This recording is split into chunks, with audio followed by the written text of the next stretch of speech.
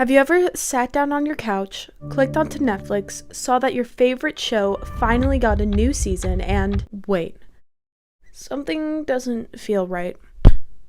that was so lame. We're in person for this one today, baby. Let's go.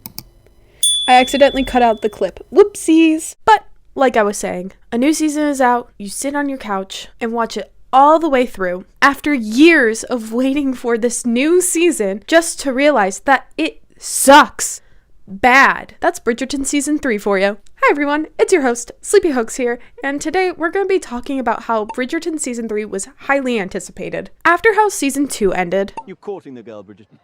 Are you mad?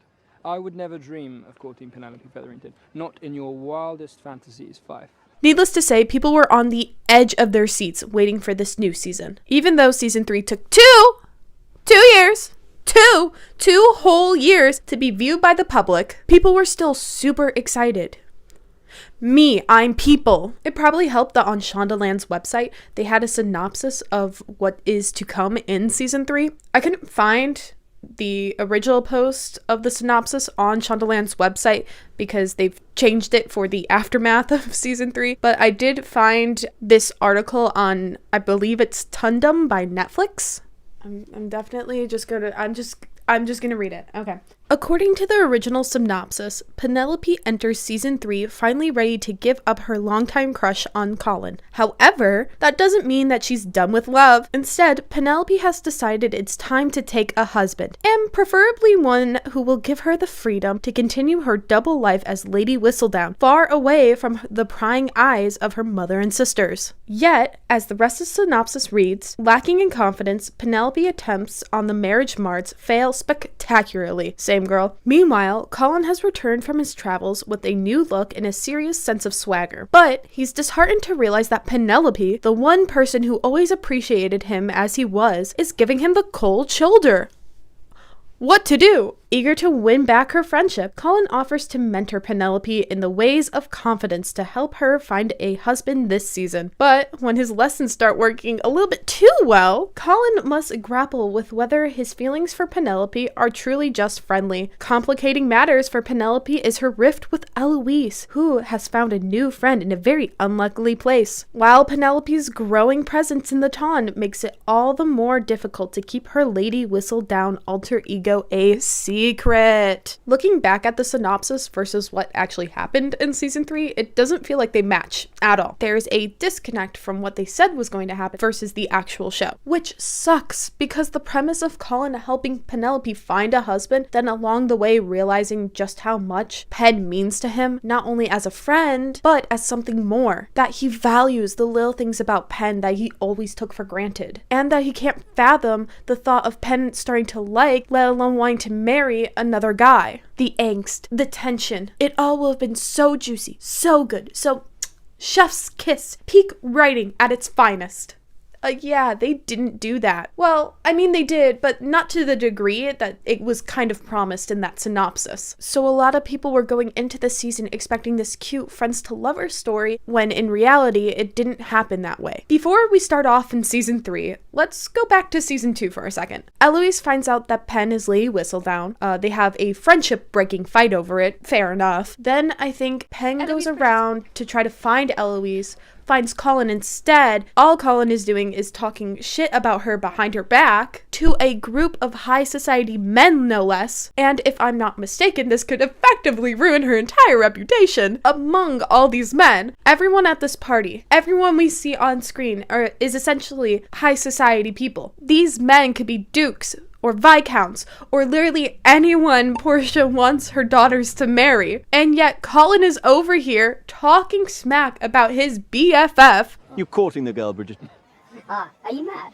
I would never dream of courting Penelope Featherington. Not in your wildest fantasies, Fife. Pen is so distraught, rightfully so. Meanwhile, Colin is none the wiser, and that's how we start season 3. But the question that I want to ask is, what was Pen writing at the end of season 2? She goes back upstairs into her room, wipes away the tears, because obviously, and then conjures up this groundbreaking Lady Whistledown article that makes it seem like she's scheming, like something big is gonna happen with this next Lady Whistledown piece. But season 3 doesn't really address what she wrote. You would think she'd be addressing what Colin said about her. Not in your wildest fantasy. Because he did say this in a very public setting, and the guys are definitely going to gossip about that because it's good guy Colin Bridgerton talking about the laughingstock of the town, Penelope Featherington, aka his BFF. People talk. So it's crazy to me that in the next Lady Whistledown article, it's not talked about whatsoever. And we know it's not in the next Lady Whistledown article because in season 3,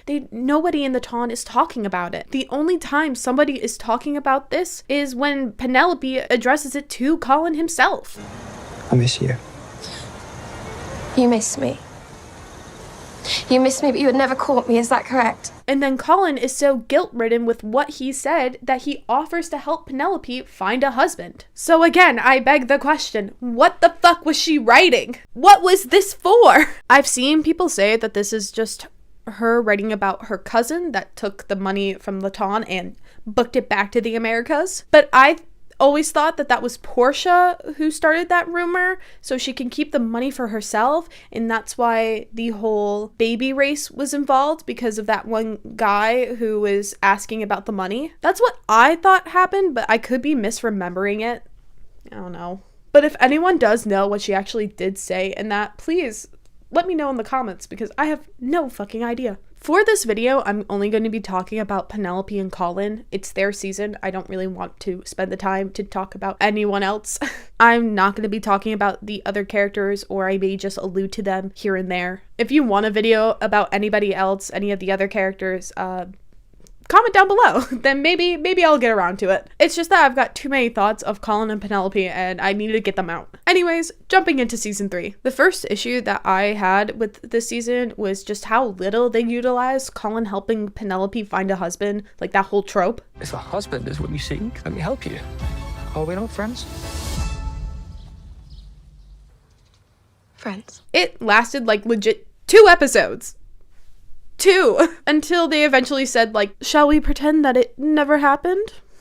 Which sucks because it was such an interesting plot device. The idea of Colin helping Pen find a husband in itself is super scandalous in high society back in the day. He's an unmarried bachelor helping an unmarried bachelorette, and none of the parents are there. Woo, scandalous. Obviously, they could have played a lot more into this. I mean, they kind of did for those 2 episodes, but it was essentially after having like 2 lessons, and it really sucks. The premise could have genuinely been so cool if they took the time to set everything up. Meaning if they started the season out with Pen being an awful flirt, then Colin agrees to help her, then the slow buildup of Colin helping Penelope throughout the season, and then a slow buildup of Colin and Pen discovering things about each other, and yet reminiscing about the past, and just realizing how comfortable they are with each other's presence, and that they don't have to change themselves around each other, like they don't have to put on a mask and pretend to be somebody that they're not. All I'm saying is that this entire plot, only spanning 2 episodes, is not enough time to develop all of this. All I'm saying is that this entire plot device, instead of spanning 2 episodes, could have spanned throughout the entire season. And the Lady Whistledown aspect of the season could have easily been intertwined. It would be like an And the Lady Whistledown aspect of the season could have easily been intertwined with this overarching plot. For example, Pen could be trying to woo a man, and in the process of failing to woo a man, she could be hearing some gossip from the surrounding crowd. Or she could be just talking to the guy and he says something that is gossip and noteworthy for Lady Whistledown, and take that into consideration. All I'm saying is that this could have easily spanned the entire season and be so well written. Because that's the point of all of this. To discuss how weirdly written this season was in a retrospective kind of way. Or I could just be talking out of my ass right now. It really is one or the other. And you know what could have tied their romance together? Flashbacks. Flashbacks. You know what made season 1 and 2 better?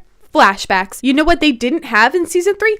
Flashbacks. Flashbacks were essential in building seasons 1 and 2. In season 1, we see a young Simon being treated horribly by his father. Knew his father. He's an imbecile. Your Grace. He is an idiot! It gives us context for the reason why Simon is the way that he is. And it gets the viewer to empathize with him. The same way for Anthony. In a flashback, we get to see Anthony watch his father die. Father. The damn thing stung me. Whatever. Father? What is it? Father.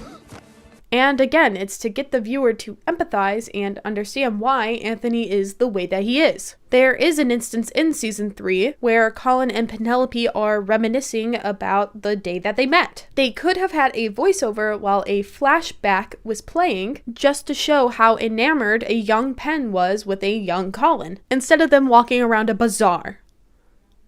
A bazaar? Was it a bazaar? Do you remember when we first met? I was riding my horse, minding my own business, when I was assaulted by a devilishly yellow head covering. It was not my fault the wind blew it clean off my head. Oh, wind or not, you certainly seemed pleased when I landed in the mud. I apologise. Yes, and you were so very charming about it, teasing me mercilessly, in fact. Either way, what I'm trying to say is that showing how they met and why Penelope fell in love with Colin in the first place could have really enhanced their story. It would have enhanced the viewer's connections to their relationship. This scene in particular would have been so much better if there was a flashback playing, seeing as how during this entire show Penelope has always been in love with Colin. And just finally seeing the moment of her falling in love with Colin would have been the icing on the cake. But instead we don't get to see that. We just get to see them laughing about it. I don't think it would be hard to find a young actor and actress to play young Colin and Penelope and have the young Colin pretend to fall off a horse. Now, don't get me wrong. I don't think child stars are treated fairly or right, like at all. But what I'm trying to say is that I don't think it would be hard to find someone to play those characters. Or maybe we could have had a flashback at the beginning of an episode to show just how Penelope became Lady Whistledown. That encouragement, that belief that her writing was good enough, that she was finally good at something. To see Penn hooked onto those emotions. And that this is something that she can actually pursue. This was a moment that could highlight the feelings of Penelope actually like hating herself, and how no one in her family believed in her, but her father's solicitor. I believe that's who he was. I'm pretty sure it's solicitor. I'm like 75% sure that's who encouraged Penelope. I think. But when her father's solicitor told her just how good her writing was, it ignited something in her. I think if we had a scene like this, people wouldn't be questioning about why Penelope was so insistent on not letting Cressida take the fall as Lady Whistledown. It can show just how much Lady Whistledown means to Penn and where all these emotions are stemming from. Another point that I do want to stress that I don't think is like talked about enough on the internet was the hot air balloon scene. This scene kills me. Everything about the hot air balloon scene ends me. It is ridiculous. I know they have never seen a hot air balloon, but like, come on. This shit's funny. This is the funniest thing that I've seen. I don't know why people are not talking about how funny it is to the degree that it should be talked about, because there have been some comments about how Penelope could easily get out of the way from the hot air balloon, and she definitely could. It's a fucking hot air balloon, and I'm supposed to be terrified of this? No, ma'am. No, ma'am. I am not. This is funny. This scene was not intense. It was funny. It was funny. Not the pan out of the balloon floating a mile per hour towards Penelope. It's a fucking joke. This is the worst shot they could have ever taken. Okay, I need to settle down before I get an asthma attack, please. Anyways, I think that the hot air balloon scene needed to be replaced with literally anything else. Literally anything else. Or just something that has more of a point to be there. Something that truly did have like an intense emotion of Colin having to save Penelope, to show that Colin actually cares about Penelope, and also to show beefy arm pirate Colin. I mean, like, that was the whole point why Penn didn't, run away, was because she was just staring at... I think I'm explaining my own joke. I am. We only have 8 episodes. All right? 8 episodes to do things right. We only have so much time in said 8 episodes. And I'm gonna be frank, this scene was a waste of time. Truly. It also established Lord Debling and Cressida to proceed to not do anything with that. And I am still upset. I am still upset that nothing happened between those two characters. What? I wish this season put more time into making moments of Colin falling in love with Penelope. I mean, it was their season, and I know these two have prior seasons of build-up, but like, come on, man. It's their season. By the end of season 2, it feels like Colin is just oblivious to Penelope's feelings and that he was unconscious of his feelings for Pen. It just sucks because it doesn't feel like there was enough cute moments of them together. The biggest point that I do want to address, that I'm like sure every video of Bridgerton season 3 has addressed, was just how much season 3 was Pen's season. It's not Colin and Penelope, no. It's just Penelope. And it shows. Majority of the season, if we're excluding the ensemble cast, was mostly Penelope. Don't get me wrong, I enjoyed a lot of Penelope scenes. I really relate to her as a character, but between her scenes, the ensemble cast scenes, it barely feels like there was any scenes for Colin himself. And when it was Colin being a bit, how you would say in the industry, icky. Colin in his alone time was either wooing a mass amount of ladies or having a threesome. Sure, this season was of Colin pretending to be a rake, if you will, trying to be the man that society wanted him to be, and struggling, Gentlemen amongst us. Now I concur with you there. with how different his personality actually is. But again, I beg a question. Why is he feeling like this? Where is his insecurity stemming from? Sure, he can't be the third son traveling around the world forever, but he travels around the world. He gets to see different cultures and different types of formal society. He can see how different cultures have different beauty standards, different expectations for their children, and overall just different ways of life. So why is Colin so ready to accept English high society expectations when these travels should be more liberating in the fact that he can be himself and people will love him for it? Sure, he can come back more confident, but that doesn't mean he has to come back with a whole 180 personality change. And yes, I know I just did this, and that's a 360, and this is a 180, but it's easier to do this, all right? It would have been so nice if we got to see the quote-unquote sensitive Colin. And I'm using quotes because we were told throughout the entire season just how sensitive Colin is. But I just personally didn't see it this season. The sensitive Colin trying to right the wrongs of disrespecting his friend and working through the marriage mart not being a rake. That's what made Colin so likable in season 1, when he refused to do it with Marina before marriage.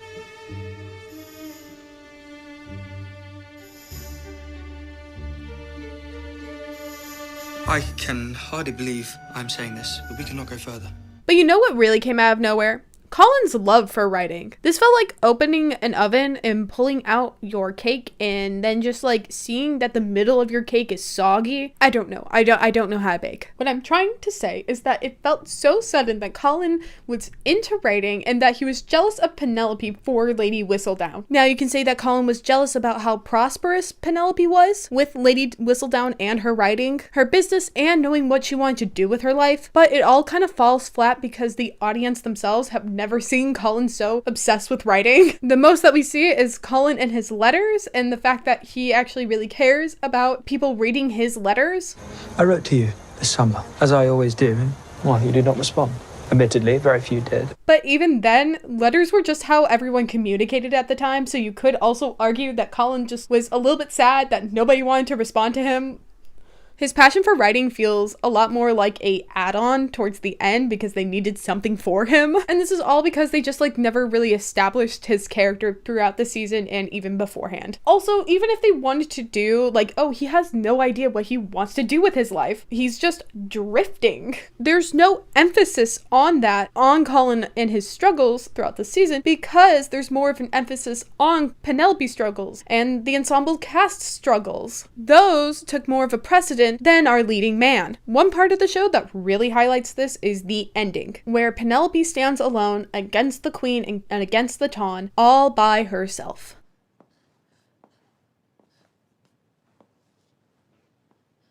Hello, all.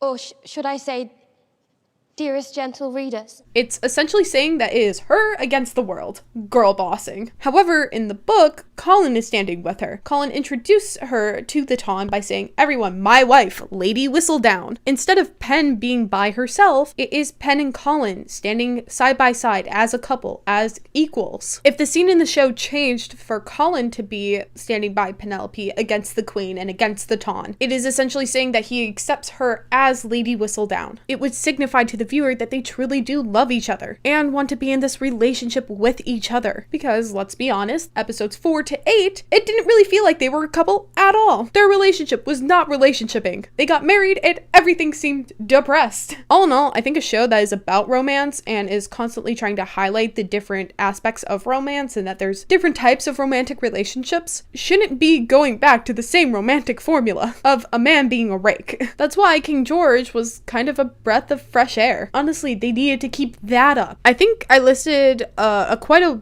bit of why people were upset with the new season and why people thought it was different than the first 2 seasons. Granted, there are a lot of other issues that I didn't bring up. I'm more highlighting the Penelope and Colin issues that I saw. I think at the end of the day, season 3 just didn't know what it wanted to do, what it wanted to say. I think it got lost on trying to mold itself into something that it inherently wasn't. And in an attempt, there's a disconnect that even the audience noticed, which again is why a lot of people were comparing season 3 to seasons 1 and 2. At the end of the day, this is all subjective. Just because I found issues with the writing doesn't mean that someone else didn't absolutely love the writing. That's what it means to interpret art, interpret media, and whatnot. Well, I hope you liked this video. Comment down below if you watched Bridgerton season 3. What did you like about it? What did you not like about it? Stay happy, stay healthy, and stay sleepy. I'll see you all later. Hey everyone, it's Editing Sleepy here, and I just wanted to say that this is a time where I'm trying to